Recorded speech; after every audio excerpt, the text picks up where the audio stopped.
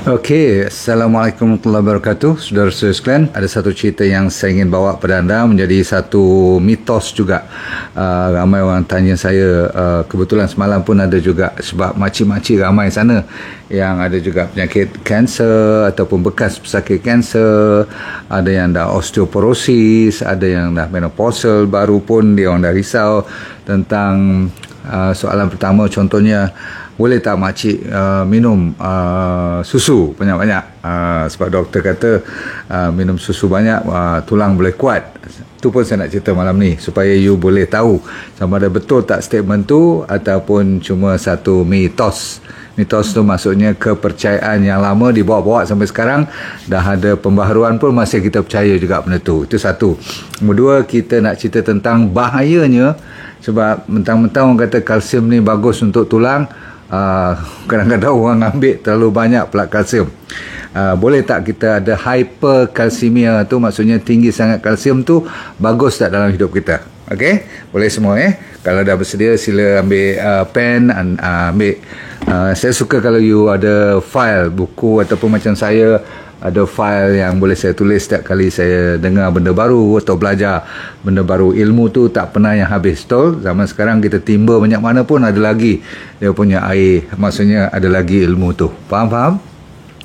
Okey, dah bersedia semua, tolong tekan share, tekan like. Yang mustahak sekali jangan lupa, kalau siapa yang ikut saya tu, tolong bagi tahu kawan-kawan, sebab saya tahu mereka yang lebih memerlukan daripada mereka yang rajin belajar ni. Yang tak belajar tu yang mereka sangat-sangat perlukan. Kalau you tengok semalam, lepas pada lecture saya hampir pukul 4.30, pukul 5 tu sampailah pukul 7.30, masih lagi berderet-deret orang nak tanya tentang kalau you dah kena kanser memang, ataupun adik-beradik you, terutama sekali mak yang cerita pasal anak, yang saya sedih sangat. Pasal mak tu masih lagi cuma sakit-sakit tulang je, tapi anak dah ada fibroid ataupun dah ada breast cancer, faham? Dah ada ni ovary ataupun uterus yang nak kena buang. So kesian jugalah Baik, apa yang penting, yang kesian tak cukup, kita kena belajar dan kita kena buat sesuatu. First thing first, apakah tulang ni kita ni diperbuat daripada apa? Siapa tahu? Cepat tulis kat situ. Saya nak tengok dulu fahaman you all tentang tulang. What is the bone made of? Okey, yang pentingnya ramai akan kata kalau tak salah saya lah, pemikiran saya, kalau orang biasa pun akan sebut perkataan kalsium juga. Tu siapa yang tulis tu, alhamdulillah. Jadi fahaman tu kita sama standard. Kita akan kata diperbuat daripada kalsium. Maka sebab itulah ramai orang ambil kalsium, tahu tak? Tapi sebenarnya saya bagi tahu kat you, tulang kita bukan diperbuat daripada kalsium yang you fahamkan tu. Sebab kalau kita betul-betul study sains dari sudut bones ni, tulang ni, dia sebenarnya diperbuat daripada adanya air dalam tu. Dia ada, orang panggil apa, moist. Dia ada kelembapan dia. Kalau dia tidak ada air langsung, dia dah geput pun. Dia tak boleh tahan, dia brittle. Nombor satu, sebab tu water is very important. Ingat tak yang kita minum pagi dengan garam semua tu? So number one, so it's just not kalsium, okay? It is made of water, it is made of mineral mineral yang dinamakan kalsium compound. Dia bukan dibuat daripada tulang, dia buat daripada kalsium yang orang panggil dalam chemistry tu ada dipanggil kalsium. Bukan semua tu nampak tulang, semua tu tulang, tak. Nombor tiga, dia diperbuat, ni ramai orang tak tahu, daripada collagen. Okay, dan collagen tu sebenarnya diperbuat daripada apa? Bukan tulang. Okey, dia diperbuat daripada protein. Jadi ramai orang tak sedar ni semua ni. Orang duk anggap cuma paling-paling cuma kalsium ataupun ni lah, tulang tu lah. Baik, sebab tu kadang-kadang orang pergi tak tengok benda ni semua, dia pergi ambil kalsium karbonat. So kalsium karbonat kalau dia bagi kat you daripada farmasi ke mana, lebih baik you pergi cari batu je kat gua mana-mana ke, kat bukit ke, ataupun ni lah batu kat tepi-tepi jalan ni, dia sama je kalsium karbonat tu. Jadi sebenarnya you perlukan lebih daripada kalsium karbonat. You kena dengar saya nak cerita malam ni. So apa you buat? You pergi minum susu satu ketika dulu dan sekarang you perasan tak, susu-susu tu dah tak berapa keluar lagi dah kat advertisement. Sebab apa? Mereka dah bagi sains yang salah, mengatakan minum susu sampai bermisai-misai susu semua tu. Kau ingat tak design ataupun advertisement macam tu? Kalau orang kampung dia boleh lah nak apa tu orang kata apa, cerita-cerita okey buat goreng-goreng macam tu. Tapi saintis dah buat kajian mengatakan bila kita ambil susu, terutama sekali susu yang telah di pasteurize, you know very well kan, those yang kat supermarket semua tu dah di pasteurize, maksudnya dah dipanaskan, dah di make sure tak ada bakteria lagi dah. Kalau tak di pasteurize kan, susu tu dah ada nanah dah pun dalam tu. Kalau you tahu proses daripada susu diperah tu, kalau nak tengok kan, kalau dimasukkan dalam ni lah tin ke apa kan, untuk dibawa transport ke tempat sebelum dia masuk factory tu, kalau tak di pasteurize, tak dimasak betul-betul, dia akan penuh dengan bakteria. Sebab dia punya medium tu, bakteria cukup suka, fungus dan sebagainya. Okay? Sebab tu kalau you perah betul-betul, tengah-tengah dia suam-suam daripada ibu kambing atau lembu tu, kalau you dapat susu tu, itu kalau you minum memang best of the best. Sebab dia tak haram, tak boleh kita haramkan. Dia baik sebab Tuhan jadikan, mesti ada kebaikan. Kita cannot say no. Apa yang kita zalimi ialah lepas kita nak simpan dia sampai 2 tahun punya dalam box tu. Yang tu yang bahaya. Jadi okey, kita pendekkan cerita. Kenapa susu tu kalau salah-salah minum, dia bukan menjadikan kita lebih kuat dengan kalsiumnya, tetapi dia akan mereputkan tulang. Contoh macam ni, bila kita minum susu kan saya kata tadi ada kalsium, tetapi dia juga ada protein yang tinggi, nama seperti casein. Pernah dengar? Sebab tu setengah orang intolerance ataupun allergic pada susu. Dia allergic kepada, macam orang allergic pada gluten kan, dalam gandum tu. Dalam susu pun ada protein yang dinamakan casein. Casein inilah kalau you salah-salah hari bulan, you dapat allergi, diarrhea dan sebagainya. Jadi tuan-tuan sekalian, untuk mententeramkan acidity tu kan, protein-protein ni, kalsium-kalsium yang tinggi ni semua tu diguna pakai dalam susu tu untuk mententeramkan keadaan protein ni, yang casein semua ni, supaya tidak menjadi masalah kepada peminumnya. Dengar elok. Jadi bila susu yang dah ada kalsium, saya kata ada kalsium, diguna pakai, dan kadang-kadang tak cukup, dan selalunya tak cukup kalsium tu untuk menstabiliskan acidity dan alkalinity dalam susu tu. Bila kita minum, body kita acidic. Jadi nak menurunkan daripada acidity tu, susu punya kalsium dah dipakai, tak cukup. Jadi dia nak ambil daripada siapa punya kalsium sekarang? Cakap cepat, daripada kita punya kalsium lah. Dan kalsium kita simpanan yang banyak daripada mana? Daripada tulang. Maka dia korek lah daripada tulang kita. Kalau sekali minum tak jadi apa. Kalau takat satu gelas, no problem. Tapi kalau bergelas-gelas, berhari-hari, bertahun-tahun, itu yang dinamakan tulang kita boleh reput disebabkan terlalu banyak minum susu. Boleh tangkap tak cerita ni? Jangan you salah tafsir ya. Saya tak kata susu tu tak elok, tetapi kalau terlalu banyak minum, nak balancekan balik acidity dia, kita kena pakai kalsium yang bukan daripada susu tu dah habis, nak kena ambil lagi daripada body kita punya kalsium. Jadi kita kekurangan kalsium. Itu yang masalah bila kata reput tu, contohnya masa osteoporosis. Mau faham-faham? Okey, good. Jadi itu satu jawapan. Kalau terlalu banyak susu juga, kita senang mengeluarkan mucus.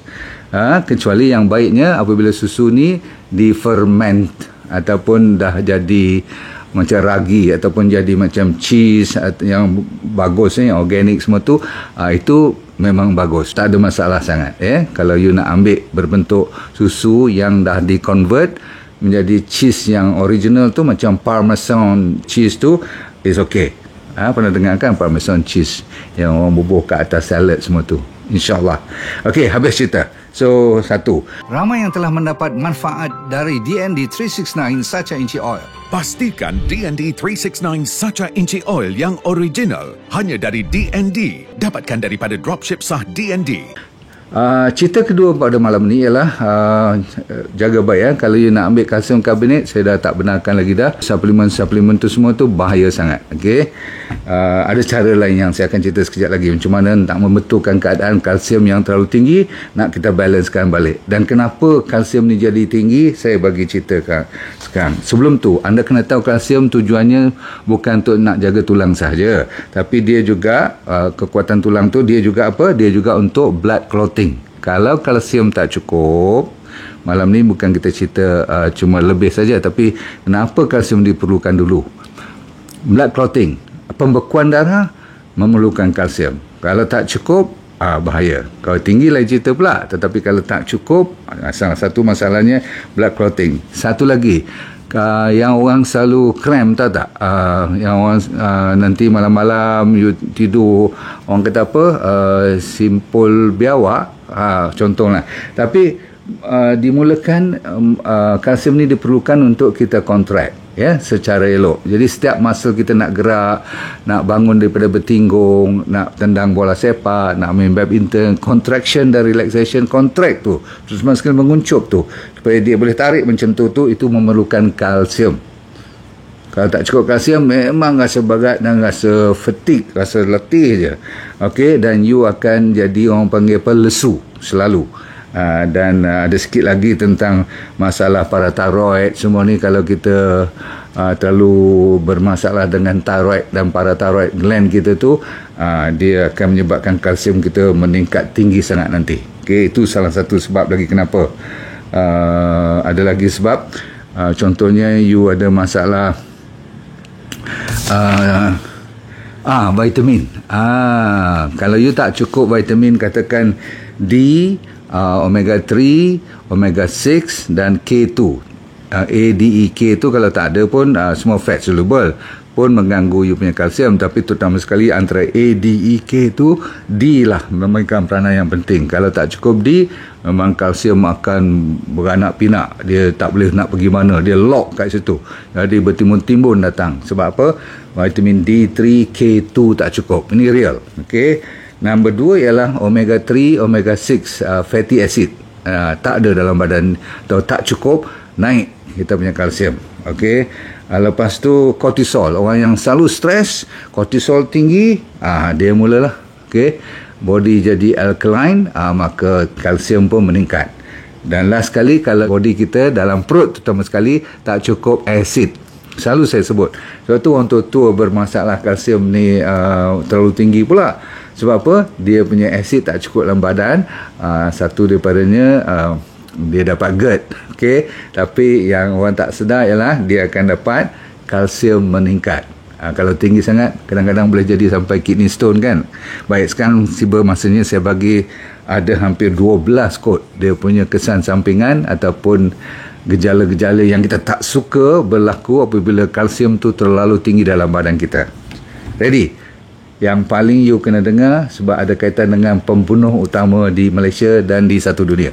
Apa dia pembunuhnya? Heart attack, betul tak? Ataupun penyakit jantung.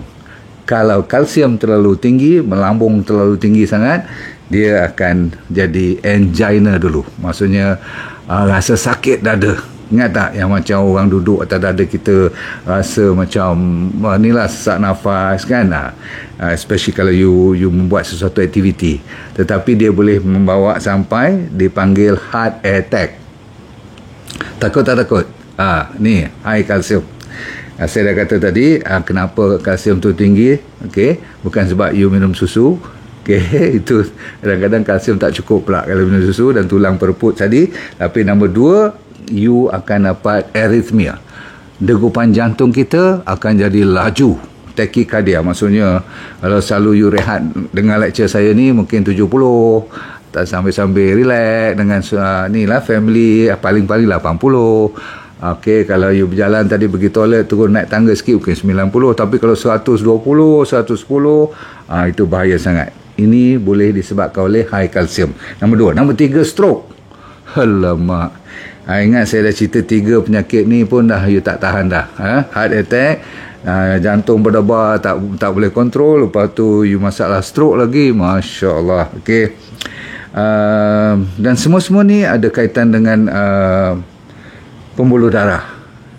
Dan bila saya cakap tentang pembuluh darah, kenapa tadi di 3K2 mustahak, omega 3 semua tu, selalu saya kata omega 3 kekuatannya ialah untuk menjaga pelancaran darah. Kat sini kalau dah tinggi pula dengan kalsium, disebabkan tak cukup omega 3 tadi, you akan dapat atherosclerosis. Semua orang kenal.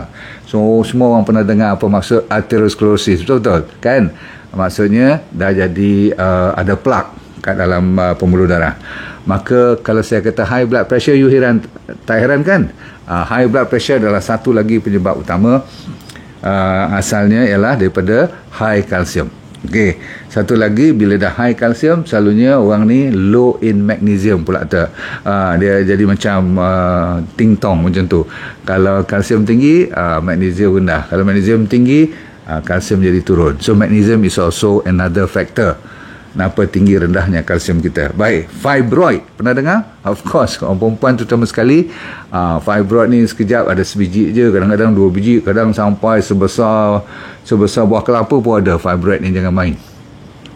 Selalunya doktor akan operate dulu, lepas tu dia kadang-kadang timbul balik, recurrence, kena check kenapa fibroid ni datang balik. Salah satu penyebabnya tinggi kalsium. Syek-syek kata tak tahu kenapa dan sebagainya. Doktor kena cerita kat you, check dulu, tengok kalsium dalam blood tu tinggi ke rendah. Kalau tinggi, kena ada cara untuk nak bagi turun, mestilah kan. Lepas tu dia ada polyps lagi, dan semua jenis-jenis kanser yang cepat merebak pun cuba check kalsium mungkin terlalu tinggi juga kan, boleh check dalam darah tu kalsium. Lepas tu bladder, tak boleh kontrol, asyik nak kencing malam je. Ni orang dewasa ni saya cerita, you kencing terlalu kerap, mengganggu tidur pun. Seterusnya senang, tadi saya dah sebut cramp, saya nak ulang lagi sekali. Kalau setiap kali, especially belah malam, kaki you macam kena tolak, kena siapa-siapa kena push up kan, macam tu kan.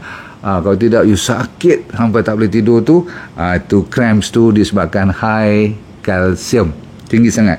Lagi, yang ni semua kena ambil perhatian, sebab selalu memberi kesalahan kepada benda-benda yang bukan-bukan, menuduh yang bukan-bukan, padahal kalsium terlalu tinggi, mungkin you tak pernah check. Nombor satu, soft tissue calcification ni boleh dalam keadaan beberapa penyakit. Contoh, boleh ada macam spur. Pernah dengar spur? Yang pagi-pagi tak boleh pijak 2-3 tapak pertama tu, rasa macam ada pisau menyucuk kat belakang tu, I can due to high calcium. Jadi dia melekat-lekat kat bawah macam paku-paku. Nombor 2, dia boleh jadi macam-macam yang ujungnya berbunyi itis. Contohnya arthritis, bursitis, apalagi stenosis. Maksudnya you boleh kawasan-kawasan blood flow pun boleh menguncup, ataupun itis ni inflammation bahagian sampai spinal cord pun boleh jadi mengecut juga. Spinal cord, stenosis tu, tulang belakang kita tu kan, dalam tu ada nerve semua tu. Siapa yang suka tetanus kat matanya jadi tetani tu kejit-kejit, saya tak kerti nak buat ni. Dulu saya dah praktis pun tak boleh lagi. Mana boleh praktis, dia automatik, dia macam berkelip-kelip, berkejit-kejit mata kat bawah ni, bawah eyelid ni. Naik macam tu kan. So you tak boleh kontrol. Selalunya datang sebelah aja, lepas tu mungkin sebelah lagi. Yang ni antara petunjuk yang you punya kalsium terlalu tinggi. Sikit lagi, sembelit, letih, lepas tu you tak boleh tidur, walaupun mata ataupun kepala you rasa memang mengantuk sangat-sangat, tapi tak lena. Pernah tak you tidur tapi tak lena? Yang ni penyakit orang kaya kot. Tapi orang miskin pun ada masalah ni kalau tinggi kalsium. Lagi, asma, senang attack datang balik. Jaga baik-baik. Orang yang murung, jangan cuma nak salahkan bos ataupun masalah kerja je. Kadang-kadang disebabkan kalsium tinggi pun boleh depres. So ramai orang kata kalau di mental hospital yang saya pernah bekerja di Nusu Hospital dulu, saya tak belajar ni semua, asal-usul daripada kalsium lah semua. Itulah kita doktor ni kena belajar tau, pasal-pasal nutrition, especially ni tak cukup, bukan tak cukup, ni lebih pula kalsium. Boleh menyebabkan depression, kemurungan. Dan satu lagi anxiety, keresahan, panic attack, semua tu. Cuba betulkan kalsium ni dulu, ya. Kalau tinggi sangat, minta kat doktor cara untuk merendahkannya dengan saya kata tadi, membetulkan D3K2U bagi tinggi, sebab selalunya dia tak cukup, sebab tu kalsium boleh orang tu mencacak naik tu, kan. Sebab apa? Kalsium, vitamin D3 lah antara dengan K2 tu boleh kontrol kalsium punya distribution. Dia yang kontrol. Dia kontrol tak ada, apa lagi? Sama juga omega 3 tu kan, kalau tak cukup, boom, dia naik balik. Alright, last 3. Mucous membrane kita, sinusitis semua tu akan ganggu. Lepas tu chronic cough. Jadi kalau you tengok adik-beradik you cough and cough and cough, saya pun terlupa. Dia makcik semalam tanya, doktor, saya tak ada apa. Doktor kata tak tahu apa, tapi saya masih batuk sekarang. Saya terlupa nak cerita kat makcik tu. Sebenarnya kalsium makcik tu buat apa, patut tanya. Kadang-kadang terlupa juga saya pun. So itu sebabnya kita kena ulang kaji, dengar balik kan. So chronic cough, siapa kat sini yang senang batuk tak mau berhenti-berhenti tu, cuba check kalsium you tunggu. Okay, last kali, selain daripada sinus, inilah masalah bronchus, masalah paru-paru semua tu, ialah dipanggil fungus ataupun virus, senang naik balik. Tu zaman-zaman kita kena COVID dan sebagainya, hati-hati, tak boleh ada masalah kalsium ni timbul dalam bayu terlalu tinggi, dalam badan kita terlalu tinggi. Kita kena cuba tu. Lagi sekali, cara nak menyelesaikan masalah ialah satu daripadanya ialah D3K2 kena cukup, bahkan kena suplemen lebih daripada 10,000 international unit pun. Sebab kalau you tengah sakit semua kalsium tinggi sangat, kalau saya memang bagi tinggi lah, tapi ini tak nak you copy nota, nanti you pergi beli sendiri pula. Atas daripada 10,000 tu you bagi doktor yang jaga you, boleh? 10,000 international unit dengan K2 yang 100 microgram per day. Itu basic ya. Lepas tu kita pun dah ada Santera, so you boleh ambil double dose dahulu. Santera 2 sachet pagi, 2 sachet petang, insyaAllah. Lepas tu kita ada omega 3 yang berbentuk DND 369 tu. Itu Alhamdulillah. Okay, you kena ambil. Dan cortisol, you kena jaga stres sendiri. Yang tu tak ada jual dalam kotak mana-mana. Dalam botol anti stress, kena belajar. Okay, macam mana mententeramkan jiwa you. Okay. Dan last sekali, asid yang tak cukup, selalunya saya suruh ambil apple cider vinegar, ataupun boleh ambil kurma, cuka kurma, ataupun cuka buah fig. Banyak cuka-cuka sekarang yang sedap-sedap pun. Okay? Pastikan anda acidify your stomach secukupnya. Semua ni ada kaitan dengan kalsium punya metabolisme. Dan akhir sekali ialah magnesium. Okey, daripada mana you nak dapat semua ni? Tak semestinya semua kena pergi beli suplemen aja. Macam magnesium semua tu, kalau ambil green leafy vegetable saja, ambil DND diet saja, dah lebih pada mencukupi. Yang ramai-ramainya sekejap je dia jadi disiplin dengan ambil sayuran yang menghijau, buah-buahan yang bagus, dengan serat-serat yang mencukupi kan. Dia lepas tu lupa diri, lama-lama naik balik lah kalsium ni. Okey. So supaya you tak lupa, ada sikit lagi vitamin K2 saya dah cakap. Glucose kena stabilize. That means diabetes, orang-orang yang kena masalah high glucose ni semua nak kena betulkan, sebab insulin resistant adalah antara penyebab kalsium meningkat juga. Dan last sekali, EMF, terlalu lama pakai handphone. selalu sangat berdampingan dengan all the gadget-gadget ni pun boleh menyebabkan kalsium terganggu sehinggakan terlalu tinggi. Baik, kita habis malam ni dengan kalsium yang tinggi, hyperkalsemia. Tengok bahayanya lebih, saya ingat lebih pada 12 kan tadi kan. Tolong kontrol, dan saya dah bagi cara nak kontrol macam mana tadi, ikut betul-betul. Nanti lain kali ada masa saya cerita apa jadi kalau you tak cukup pula kalsium. Yang orang selalu bicara ialah tak cukup. Saya sekarang cerita yang lebih dahulu. Sebab untuk kalsium, yang lebih menakutkan ialah kalsium tinggi berbanding dengan kalsium rendah. Tak adalah sampai nak kena sampai macam heart attack, stroke semua. Sebab tu saya cerita heart attack, stroke ni dahulu, iaitu kalsium terlalu tinggi. Dan kepercayaan tentang susu tadi nak dibetulkan.